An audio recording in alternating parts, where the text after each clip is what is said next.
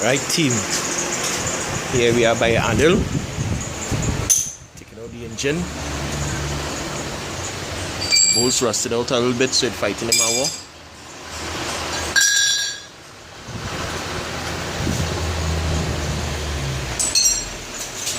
He was informing me that the computer from England have a lock, a special tool somewhere around here. So because of that, can't take it out, so he had to take out the intake manifold and thing first. Take out that tin then, sir.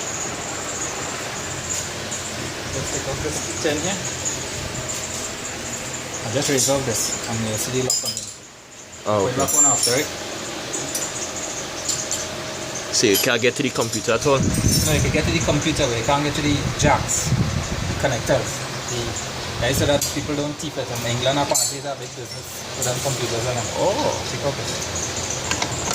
Yeah, because I was really hear some people on the port missing their computers. So it's a lock.